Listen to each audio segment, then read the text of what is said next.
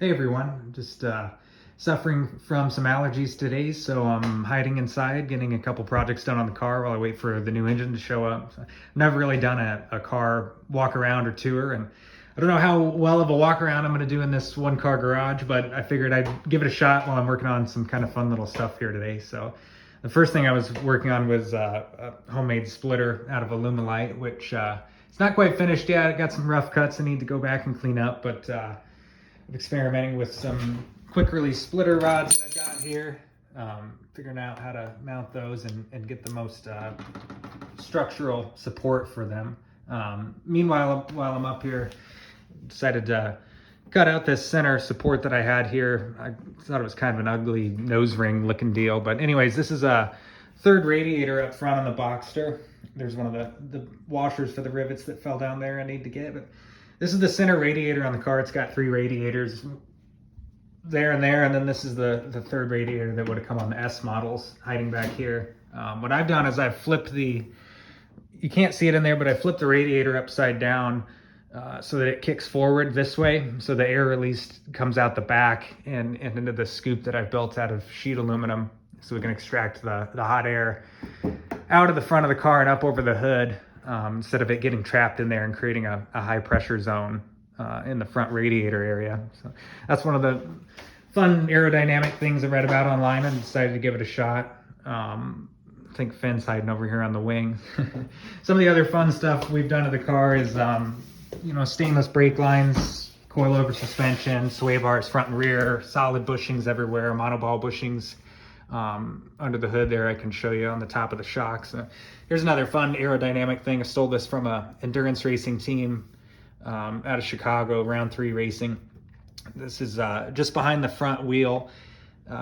Cut away the inside of the fender liner just above this, and then we've got this 10-inch eye slot, folded the fender in a little bit here. I use this rubber trim everywhere, one, because I'm not a very neat cutter, and two, to protect anyone's hands from sharp edges on the car, even if it's plastic. So you'll see that around the car. This just helps air escape from the wheel well, and stops it from creating a high pressure zone, which in turn creates lift in the front of the car. So if you get that air and extract it out of there, which you'll see again on the rear, that stops high pressure zones from forming. Going on to the inside here, I've got old Sparco seat. It's got a seat back brace since it's an out-of-date seat. That's something required in racing. Got a set of bridge moto harnesses. These are affordable cam lock harnesses, made in the USA, I think. SFI rated and all that for racing. So eBay short shifter kit is this blue aluminum piece here. Baofeng radios from Amazon. I made a DIY cheap radio setup, cheap fire extinguisher setup for now before they start requiring everybody to go to full fire suppression systems in the cars. So that's a change that's coming up for NASA next year. I've got a good old roll cage welded in here. This was a pre-made cage from Colorado that shipped in a box pre-bent. Everything was there. So I tacked it in the car and welded the base plates in, and I had a good welder friend come over and do the final welds. I think he did a good job. So, up on the dash here, stock ignition switch still.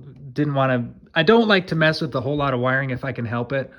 I think whatever weight savings you can get from stripping wire out is not worth the headache of a complete custom system. So typically I leave that stuff alone unless it needs messed with. Try to run a little bit of grip tape down on the floor. It's gonna need replaced here soon, just to stop your heel from sliding. I also run it on the clutch and brake pedals. Down here is a race quip window net. Got the attachment points here. I like this kind here. This Joe's Racing quick release here. It's spring loaded at the bottom here. You just push this rod back and it pops loose. Door cards are gutted. I put little pull straps on the door latches there. That's how those pop open. I run these NASCAR style door bars. They give you a little bit more room to get in and out of the car. And they're also as far away from you as possible, right up in the door. It gives you a protection if you were in a door-to-door impact.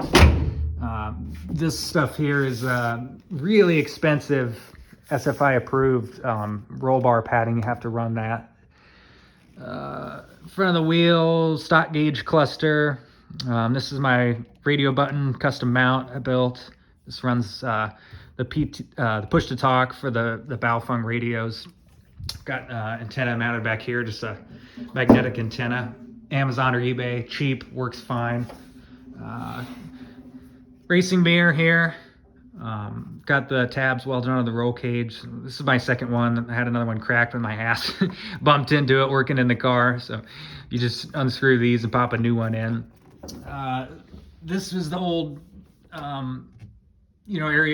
area in the console where your AC and heat was, and a few other things.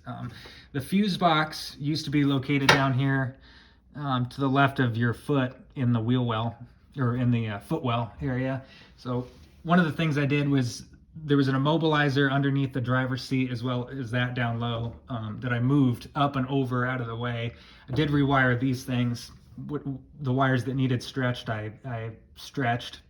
So the immobilizer's hiding over there inside the glove compartment, mounted to the cross member here underneath the dash. It's a stock dash, just trimmed away pieces that didn't need to be there, as much weight off as possible. So now I've got the immobilizer and the fuse box relocated, basically to keep water away from them, keep them protected up high. I've got oil pressure and oil temperature gauges here. Use the stock water temperature gauge for now. I've gone back and forth. I used to run one over there on the right, but the stock gauge worked fine. It's the mount for the AIM data. This is the cable down there. I don't know if you can see it. That's comes up and attaches to the AIM, and then that plugs into the OBD port down here on the left. You can get engine data on your data mapping there. The shiny thing there is the transponder key. The transponder is located in the front left wheel well, up high and out of the way. Got some crap in here right now. Motor's out of the car right now. There's just a plastic shield, heavy plastic shield with aluminum heat shielding on it that bolts onto here, covers the motor. Got our axles hanging down here, fuel lines, power steering lines. Just waiting for my dad to bring my other car down so we can rip the motor out of that and pop it in this, turn this into a 3.2 liter versus a 2.7. So moving on to the rear, we've got a 9 Lives racing wing. I was the first guy to get one for the Boxsters. Hi, Finny. Just bolts to the trunk there. Trunk's gutted, pretty basic.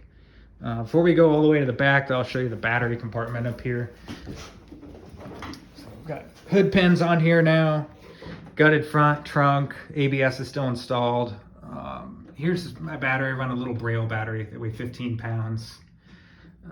It's mounted in the stock battery location, bolted to the tray, just with aluminum cross member there.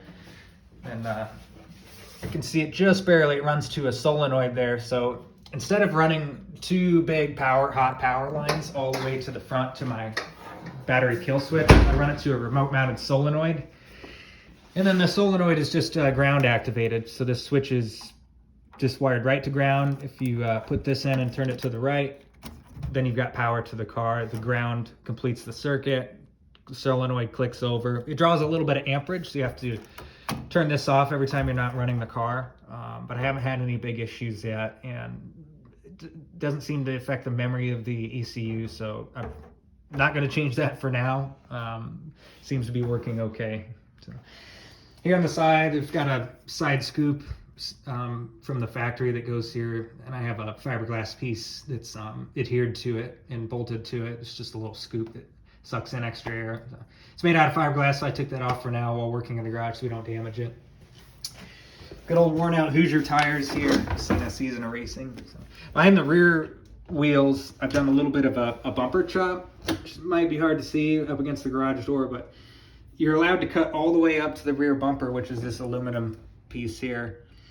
So I've done almost all the way up to the top of the bumper, cleared out everything from underneath that acts like a parachute, catches air, creates a high pressure zone, stops air from coming extracted out of the back. So that's the purpose of this cut here along the bottom edge.